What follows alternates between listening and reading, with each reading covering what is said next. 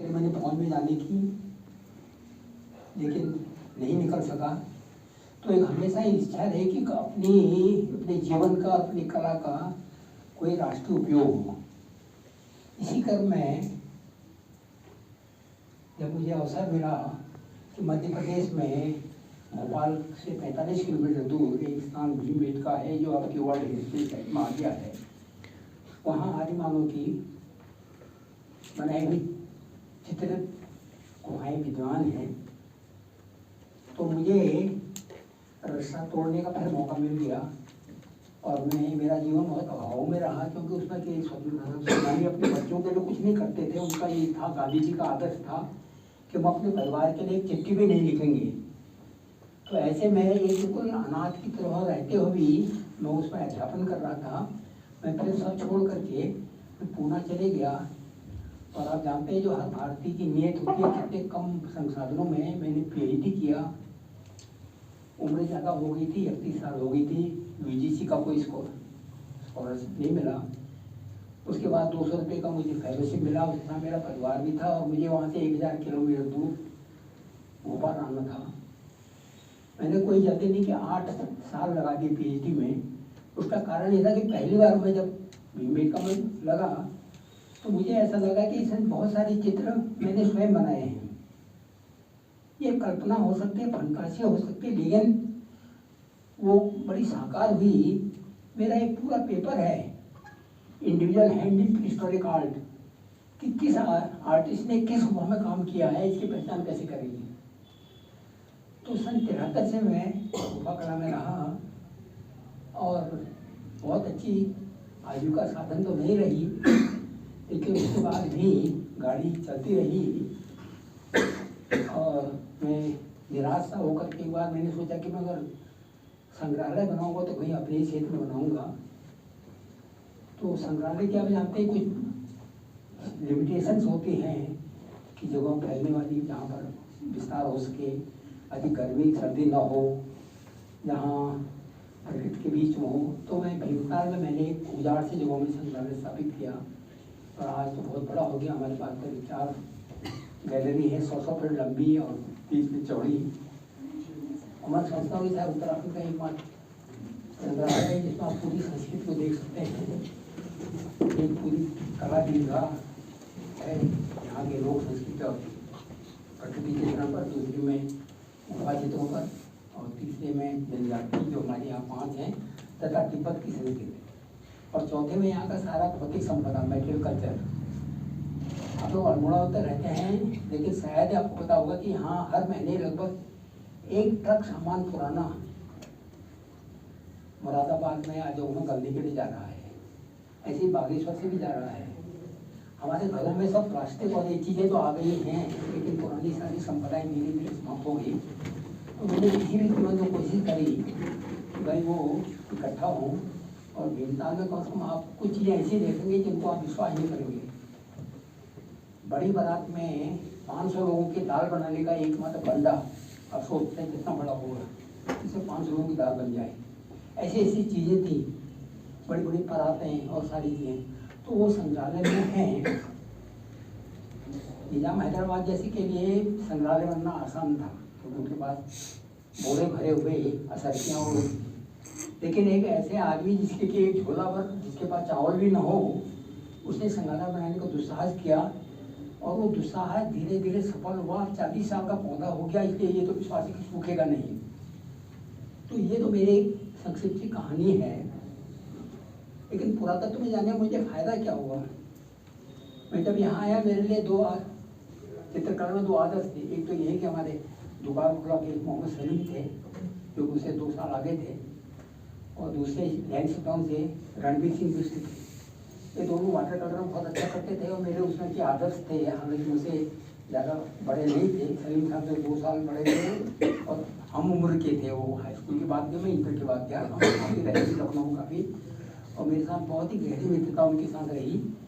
चित्रकार के अलावा वो एक बहुत ही सज्जन इंसान थे। और कल हमारे पांडे शिक्षा यही हो रही थी, हम बाहर वालों को तो बहुत सम्मान देते हैं, लेकिन अपनी स्थानीय प्रतिभा को हम भूल जाते हैं। और इसका मुझे आज भी दुख है कि सलीम साहब को जो यहाँ अल्मोड़े में जो सम्मान मिलना चाहिए था वो नहीं मिला, और ऐसी बहुत सारे हमारे यहाँ प्रतिभाओं की कमी नहीं रही, लेकिन उनका सम्यक मूल्यांकन नहीं हुआ। आपको जान के आश्चर्य होगा कि जब मैं गुफा कला में गया कुछ नई खोजें हुई, क्योंकि मैं चित्रकार के रूप में गया था, पुरातत्ववेत्ता के रूप में नहीं। पहली खोज ये हुई कि आज तक के सारे प्रिंट मीडिया में या जो भी ऐतिहासिक दस्तावेजों में कहते हैं अल्टामिरा पहली बार खोजी गई स्पेन में 1819 में, लेकिन उससे 12 साल पहले मिर्जापुर के पास सोहागी घाट में 1867 में गुफा कला खोजी गई, जो कि विश्व की पहली खोज है। लेकिन उसका मूल्यांकन नहीं हुआ, क्योंकि हम लोगों को हमेशा ही ब्रिटिश लोग एक तो खोजी वो होते थे, दूसरा हमारे हर चीज़ का मूल्यांकन द्वितीय होता था। तो एक तो इस चीज़ को मेरे अपनी थीसिस में भी किया कि हमने सबसे पहले खोजी गुफा विश्व में गुफा कला, और दूसरा अब अगर अल्टामिरा का इतिहास अब खोजें, अल्टामिरा की खोज 5 साल की बालिका ने की थी। आप जानते हैं कि उसके पिता खुदाई कर रहे थे कई वर्षों से, लेकिन उनको पता नहीं था कि यहाँ गुफा चित्र भी है, और छोटी बच्ची थी मारिया, तो एक जगह बैठ नहीं सकती, तो अंदर गई तो जब ने देखा कहे पापा यहाँ तो बैल बने हैं, पापा मेरा पिंटो उसका, तो वो चौंका और देखा तो वो पहला बाइसन जो है वो उस बालिका ने खोजा। हालांकि सारी खोजें पुरातत्व अधिकारी ये भारत करते हैं, लेकिन श्रेय ले जाते हैं सर PhD होल्डर और तथाकथित विश्व जो पुरातत्ववेत्ता होते हैं, क्योंकि मैंने पूरा क्या देखा है कि अधिकतर बालके खोजते कहीं गुफा में जाना हो, कहीं अनजान जगहों में जाना हो, कि उनको श्रेय नहीं मिलता है। तो इस समय पूरे विश्व में 120 देशों में 1 लाख स्थान पर गुफा कला है, और लगभग 20 करोड़ प्रतिमान हैं प्रागैतिहासिक। अब आप विश्व की कला में देखेंगे तो भारत की एक विशेषता है, जितने यहाँ मनुष्यों का चित्रण हुआ है गुफा कला में, इतना दुनिया में कहीं नहीं हुआ है। यूरोप में बहुत बड़ी बड़ी है, मैंने लगभग यूरोप की सारी प्रसिद्ध गुफाएं देखी हैं, लास्को, फोंडिको, नियो, सारी गुफाएं हैं। वहाँ जानवर तो बहुत बड़े हुए हैं, लेकिन इंसान गायब है। और हमारे यहाँ पूरे उसका मेरा एक पूरा एक पुस्तक है प्रागैतिहासिक मानव के कार्यकलाप शैल चित्रों के दर्पण में, उसका एक भाग ऑस्ट्रेलिया से छपा था, hunter gather way of stony man as depicted in Indian rock art. तो हम भाग्यशाली हैं कि हमारे यहाँ पूरे मानव का चित्रण हुआ है, और लगभग 15,000 साल प्राचीन मानव को हम अपने आंखों के सामने कार्यकलाप करते हुए देखते हैं। वही आज का विषय है। तो एक पुस्तक में मैंने एक चार्ट बनाया था, करीब 48 प्रकार के कार्यकलाप हमारे यहाँ हैं। तो ये हम लोगों का बड़ा अद्वितीय योगदान रहा है कला, गुफा कला में। अच्छा, दूसरा ये हुआ कि जितने भी पुरातत्व जो है वो विज्ञान है, तो अधिकतर कलात्मक दृष्टि गायब हो जाती है। और मैंने सबसे पहले ये खोजा कि भाई हमारा और रंगों का संबंध कितना प्राचीन है। और आपको ताज्जुब होगा कि हम जो आज होमो सेपियन है, इससे पहले कई सारी स्टेजें पार की, और जो सबसे पुराना जो हमारा पुरखा था जिसको होमो हैबिलिस कहते हैं, उसको पिछली शताब्दी में ब्रिटिश पुराने LHB ली के, उसके बाद उनकी पत्नी मैरी ली के, उसके बाद उसके बेटे रिचर्ड ली के ने करीब 40 साल तक खुदाई करी केनिया के अल्डुवाई और अफ्रीका में, और वहाँ करीब 40 मीटर नीचे तक गए। तो जो आदि मानव था जिसको होमो हैबिलिस कहते हैं, उसके कैंप साइट पर रंगों के टुकड़े मिले हैं। अब पुराविदों में चाहे इसको उपेक्षा की हो, लेकिन मेरे लिए बहुत बड़ी चीज़ है कि जब आदमी इंसान भी नहीं बना था तब से रंगों का प्रेमी रहा है। और उसके बाद यूरोप की जितनी गुफाएँ हैं बहुत ही बड़ी मात्रा में गेरू हमारा आज भी सबसे प्रिय रंग है, और गेरू की बहुत मात्रा मिली है। और यहाँ तक कि मैं जब पर्थ ऑस्ट्रेलिया की यात्रा में गया था, तो पर्थ के पास मैंने वही यात्रा शुरू की थी। पर्थ के पास एक पहाड़ी पर एक जगह है वालगेमिया। उस वालगेमिया में पिछले 60,000 साल से गेरू खोदा जा रहा है, और वो खोद करके एक कबीले से दूसरे कबीले में जाता है, और एक बहुमूल्य सभ्यता के रूप में बार्टर सिस्टम से पूरे ऑस्ट्रेलिया के 600 कबीलों में बढ़ता है। तो रंग हमारे साथ बहुत नजदीकी संबंध रहा है। कोई ऐसा प्राणी नहीं है जिसके साथ रंगों का इतना बड़ा संबंध रहा हो। तो इसलिए बहुत सारी चीज़ों का सारे मूल्यांकन बदल गए। जब एक कलाकार एक दूसरे पुरातत्व जैसे विषय में जाता है तो उसकी बहुत सारी उसकी नींव पहले एक मैं आपको साधारण सा चौंकाने वाला तथ्य रखना चाहता हूँ। पॉटरी की जो खोज हुई उसकी जो एंटीक्विटी है अधिकतम 12,000 साल है आज से, और उसका क्लाइमैक्स सिंधु घाटी सभ्यता में पहुंचे कहा जाते हैं, जब इतने बड़े बड़े जार बनते थे सजावट के। तो उसी मिट्टी से पोटरी तो सिर्फ 12,000 साल पहले बनी, लेकिन उसी मिट्टी से आदमी ने मूर्ति 48,000 साल पहले बना ली। यूरोप की गुफाओं में जो मातृ देवी की मूर्तियां हैं वो सबसे प्राचीन कृतियां हैं।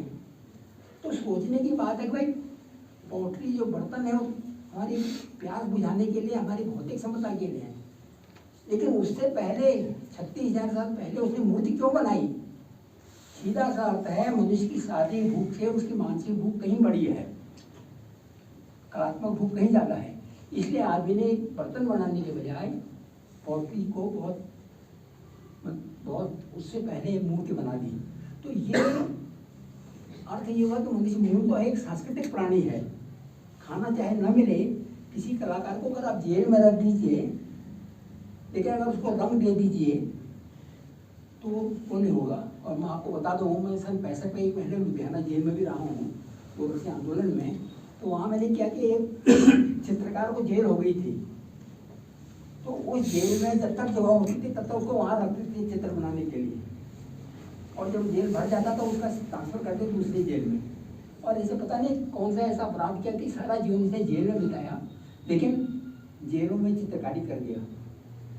तो ये बड़ी दुखद स्थिति भी है, लेकिन एक किस्म से ये भी है कि किस प्रकार से आदमी जेल जैसे जीवन को भी अपना एक स्टूडियो बना सकता है।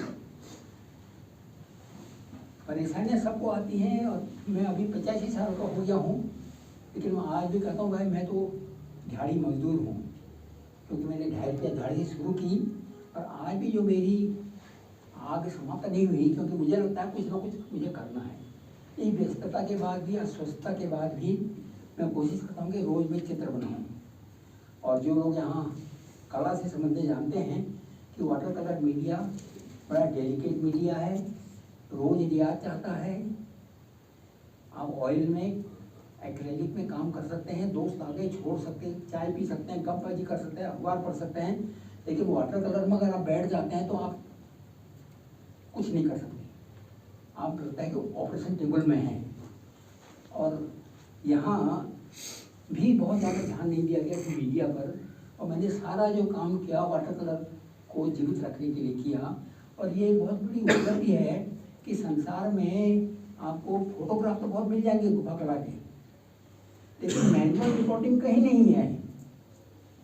और ये हमारे यहाँ की उत्तराखंड सरकार भी नहीं समझ रही, सारे मुख्यमंत्री आ चुके हैं कि हमने भीमताल में जो किया, कुछ पेंटिंग 14 फीट लंबी है वाटर कलर, 14 बाई 5 फीट की, और 18 फीट तो कितने बड़े हैं। इतनी बड़ी वाटर पेंटिंग को कंट्रोल करना बड़ा मुश्किल होता है। और वो देर सवेर वो ही एकमात्र स्थान होगा जहाँ अगर दुनिया भर वालों को ओरिजिनल रिकॉर्डिंग देखनी होगी।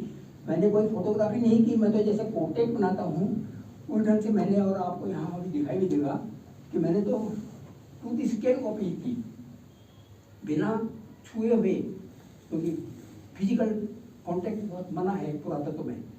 तो उसके बाद भी आप समझ सकते हैं कि संसाधनों में और गुफाओं में काम करना कितना कठिन होता है। मैंने 400 गुफाओं में अपने जीवन में काम किया, 30 साल से ज़्यादा लगे।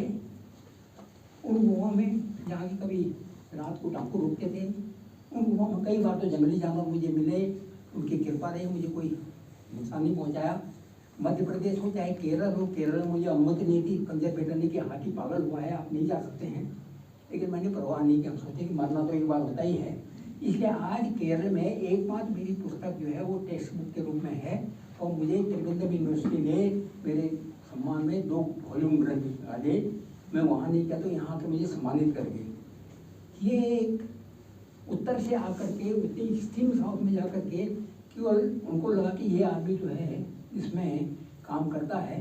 तो मेरा विद्यार्थियों से भी निवेदन है कि संसाधन कभी भी किसी को पूरी तरह से नहीं मिलते हैं, सुविधाएं भी नहीं मिलती हैं, लेकिन अगर जुनून हो आदमी कर सकता है। ईश्वर हमसे निराश नहीं हुआ है, इसीलिए नई नई जनरेशन उभर रही है। इसलिए मेरा आग्रह है कि जो पूर्वजों ने नहीं किया वो आपके लिए अभी खुला हुआ है। कितना निपुण है, कितना निपुण है, अभी तक जो पूर्वज हमारे नहीं कर पाए वो आप लोगों को करने के लिए। इसलिए मेरा ये आह्वान है अपने बच्चों को, जो नई पीढ़ी को, कि आप कभी अपना लक्ष्य छोटा मत बनाइए। मेरा जैसा देहाती अगर दुनिया घूम सकता है, बिना किसी संसार में काम कर सकता है, और मैं करीब 20 से मिल में गया हूँ और मुझे अपार प्यार मिला है यहाँ से ज़्यादा। तो मैंने जो गुफा कला में काम किया उसका महत्व इसलिए है, मैंने चित्रकार के रूप में काम किया। और चित्रकार में होता है बिरादरी का मामला होता है। अगर आप चाहे आदि मानव का चित्रकला वाला हो, उसकी जो आत्मीयता होती है कि कैसे उसने चित्र यहाँ बनाए होंगे, कितनी परेशानी, किस चीज़ के रंग रहे होंगे, किस चीज़ के ब्रश रहे होंगे, कितनी परेशानी। तो ये एक जो मानवीय दृष्टिकोण है, इससे उस डिसिप्लिन को भी मदद मिलती है और हमारे जीवन को सार्थक होता ही है। तो मैं सन 73 से गुफा कला में काम करते करते मुझे एक तो लगा कि करीब 48 प्रकार के कार्यकलाप हमारे भारतीय गुफा चित्रों में हैं, जो हमारे जन्म से लेके मृत्यु तक के उसमें सारे क्रियाकलाप आ जाते हैं। अगर यहाँ व्यवस्था है तो मैं चाहता हूँ उस चार्ट को दिखाया जाए, और जब तक व्यवस्था होती है, मैंने कुछ अपनी गुफा चित्रों के जो प्रिंट बनाए हैं, आप देखेंगे कि हमने बैकग्राउंड भी बनाया है और वो रंग भी बनाए हैं, और उनकी एक वो पूरा रिकॉर्डिंग नहीं है, बल्कि वो फेसबुक डॉक्यूमेंटेशन तो है ही, एक पीस ऑफ आर्ट है चित्रकला में। जो मुझे बाहर जाके लगा कि भाई कोई यार as good as a fine painting, उसमें रिकॉर्डिंग नहीं है, रिकॉर्डिंग तो कोई करता। तो यहाँ मैं आपको दिखाऊंगा कि मैंने एक पुस्तक लिखी है प्रागैतिक मानव के कार्यकलाप, तो उसमें हमने एक चार्ट में दे रखा है कि वो किस प्रकार से यहाँ कार्यकलाप है। आप देखेंगे कि इतना पूरे आदि मानव की जीवन की सारी झांकी आ जाती है, और लगता है कि हमें उसमें, चाहे वो उसके बाद अच्छे रंग न रहे हों, अच्छे कपड़े न रहे हों, अच्छे रहने की सामग्री नहीं रहे हों, लेकिन मूल तो वो हमसे कहीं छोटा नहीं था। आज से 2000 साल पहले भी जो चित्रकार था, उसका एस्थेटिक सेंस उतना ही था जो आज हम समझते हैं कि हमने बहुत उन्नति कर ली है। तो हमारी सौंदर्य बोध की जो परिकल्पना है वो पाषाण काल में भी कहीं टूटी नहीं है, और इसको केवल एक चित्रकार समझ सकता है या कला वाला समझ सकता है। केवल पुरातत्व की दृष्टि से कई बार निर्णय बहुत गलत निकलते हैं, जो कि आर्टिस्ट जैसे कहते हैं कि मोटे को केवाड़, अधिकतर लोगों ने कहा कुछ न कुछ के बजाय ये इसमें किसी प्रकार का हंटिंग मैजिक होगा, लव मैजिक होगा, या कई सारी चीज़ें होती हैं। जो मोटिव वाला भाग आता है, तो मैं जब पूछा कि भाई crystal man painted because you are a painter, there is no other explanation why he painted, you are bound to paint. हम अपने घर को सजाते हैं, वो गुफा में रहा, चाहे घर बनाना उसे बाद में सीखा, लेकिन आवाज़ को सजाना सीख लिया। हमारी सहज प्रवृत्ति है सौंदर्य की। तो ये कई सारी चीज़ें हैं जो हमने अनावश्यक रूप से उस पर गुफा कला में हमने उन पर थोपे नहीं। अधिकतर लोग बहुत किस्म की कल्पना कर लेते हैं। कई बार ऑस्ट्रेलिया के आदिवासियों में गया हूँ मैं, तो उन्होंने उनकी कला के बारे में ऐसी ऐसी कल्पना की, लेकिन जब आदिवासी से पूछा गया तो उन्होंने कहा ये हमने, जिसको आप हंटिंग मैजिक कह रहे हैं, तो उन्होंने कुछ नहीं, ये तो हमारा रोज की दिनचर्या का डेली वेज सीन है, कहीं मैजिक है कि कुछ नहीं है। हम पीछा करते हैं कंगारू को, वही हमने दिखाया है। तो यहाँ इसमें इसी एक चार्ट में करीब 48 प्रकार के हैं। तो सबसे देखेंगे कि सबसे ऊपर में तो ये अच्छा हाँ हुआ मुखौटा पहना हुआ है, और वैसे तुम्बी से वो पानी पी रहा है। ये उसके आगे एक आदमी आग के पास बैठा हुआ है, या आग जली हुई है, ये बैठा है, और एक नृत्य की तैयारी के लिए सींग लगा रहा है सिर पर, और ये आदमी लेट करके ये आराम कर रहा है। और तो दूसरे चित्र में इसमें कुछ बांध जैसी चीज बना रहा है, इसमें आदमी सिर में टोकरी ले करके वो आगे बांध जैसा बना हुआ है और ये पुलिया पार कर रहा है। और इसमें ये एक शिकारी का ग्रुप है जो शिकार की ओर इशारा कर रहा है ये आदमी, और ये भाग रहे हैं। आगे डैम जैसी कोई चीज बना रहे हैं उसमें ये जो टोकरी लेके। और एक चित्र में ये सब अलग अलग चित्र हैं। एक में ये इस प्रकार की कांवड़ लेकर के चल रहा है, कंधे में लकड़ी में दोनों ओर बांधे हुए, उसका दृश्य है ये। और यहाँ पर ये ऐसा लगता है कि कोई जैसे बुढ़िया को ये बच्चे चिढ़ा रहे हैं और वो भाग रहे हैं पीछे से। टीजिंग, ये बुढ़िया है और ये बच्चे हैं, उसको बड़ा सुंदर चित्र है। इसमें नीचे लड़ाई का है, हाथ में पत्थर लेकर के लड़ रहे हैं। और यहाँ ये किसी पुलिया जैसी चीज से पार कर रहे हैं नाले को, ये दो लोग हाथ पकड़ करके इसके ऊपर चल रहे हैं। और यहाँ एक शिकारी है जिसके सिर में सींग लगे हुए हैं और ये इशारा कर रहा है और ये भाग रहा है किसी दूरी पर इसमें। और यहाँ शायद ये शिकार का है, आदमी लट्ठा देके ऊपर ये भाग रहे जानवर। और ये दृश्य जो है इसमें एक गैंडा शिकारी का पीछा कर रहा है, भगा रहा है उसको। बड़ा सुंदर दृश्य है ये, वो भाग रहा है भाला लेकर के और पीछे पड़ा हुआ गैंडा। इसमें ये पानी में जाल डाल करके वो पकड़ रहा है, मछली पकड़ने का भी है और कुछ और जानवरों को भी पकड़ने का है। और ये मुखौटा पहन करके, बहुत बड़ा मुखौटा है कि हिरण को धोखा दे रहा है, सींग खुद बांधे हुए उसने और चुपके से उसको हमला कर रहा है। ये दृश्य है। इसमें एक जानवर को मार के ला रहे हैं कंधे में ला करके। इसमें ये चिड़िया पर शायद मोर है, उस पर निशाना साध रहा है नीचे से, पेड़ ये दिखा रहे हैं। यहाँ एक बुढ़िया जो है ये कुछ सिलबट्टे में पीस रही है, एक गुफा के अंदर बना हुआ है। इसमें कई सारे कार्यकलाप हैं। उसमें कार्यकलाप ये भी है कि वो कोई चीज़ ला करके फल उनको, और इसमें ये पेड़ पर चढ़ करके फल तोड़ रहा है। और यहाँ एक महिला टोकरी में फल लेकर के चल रही है, ये मछली का शिकार कर रहा है। और यहाँ बड़े शहद इकट्ठा कर रहे हैं, ये बनाए हुए हैं और वैसे शहद के छत्ते में से शहद इकट्ठा कर रहे हैं। तो ये इसमें लगभग इसके सारे सांस्कृतिक, आर्थिक और दैनिक जीवन के कार्यकलाप आ जाते हैं। और मैंने अपने पीएचडी के लिए भी 6219 फिगर्स को पूरी स्केल कॉपी किया, जिसमें 5 साल लगे। तो हमारे यहाँ ये अभी भी आगे के लिए रास्ता बहुत है। मैंने कई बार इस प्रकार की परियोजना भी दी कि भाई जो नई पीढ़ी हैं, जो इतिहास और पुरातत्व वाले हैं, उनको ध्यान देना चाहिए, क्योंकि हमारे देश में लगभग 700 साइट्स हैं और एक एक साइट्स में आपको ताजुब होगा कि मीटर ऐसी चीज़ों में 1000 से ज़्यादा गुफाएँ हैं 7 पहाड़ियों में। बहुत बड़ा केंद्र है संसार का, इतनी चित्रित गुफाएँ संसार में कभी नहीं है। वैसे तो कुछ क्षेत्र प्रमुख है, जैसे हम कहते कि दक्षिण पश्चिमी यूरोप का जो है फ्रांस और स्पेन वाला इलाका, उसके बाद ये रूस का इलाका, चीन में भी हैं कुछ पेंटिंग बहुत अच्छी उनमें। और उसके बाद भारत जो है बहुत ही संपन्न गुफा चित्रों में, लेकिन उतनी दुर्दशा भी है।